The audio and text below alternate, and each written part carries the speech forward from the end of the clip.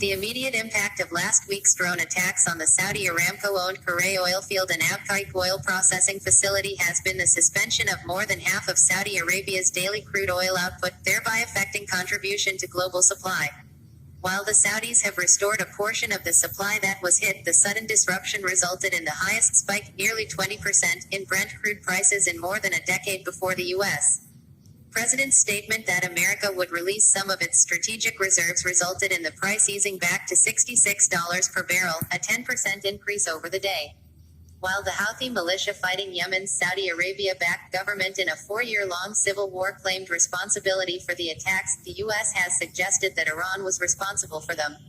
After a belligerent statement that the U.S. was locked and loaded to respond to this alleged provocation from Iran, Mr. Trump suggested that he was still trying to draw the Iranians to make a deal over their nuclear program. Iran's response has been to dismiss the allegations, accompanied by a refusal to talk on the U.S.'s terms. Yet, for all his bluster and erratic policy decisions, Mr. Trump has sought to avoid conflict or to engage in new military adventures, an opening Iran must seize and work toward de-escalation through diplomacy. Meanwhile, the Saudis must halt their Yemen intervention and leave it to the UN to broker peace in a battered country. The Saudi-led military campaign, buttressed with logistics support from the US and the UK, has only brought a stalemate in Yemen, while escalating the conflict to include energy supply targets that the world had imagined to be secure.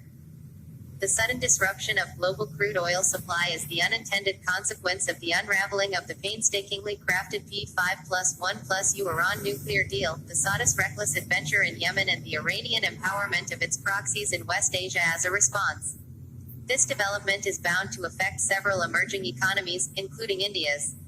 The Union Petroleum Ministry has sought to allay fears of a supply cut by relaying messages of assurance from Aramco officials, but there is already an indication that crude prices would rise further due to an increase in the risk premium, leading to increased fuel pump costs.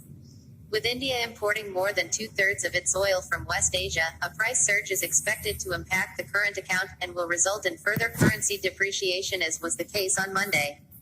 Higher fuel costs and the imported inflation could also hurt the consumer at a time of a slowdown in the economy. The government should be prepared to handle the fallout with steps such as re-evaluating the excise duties on petroleum products.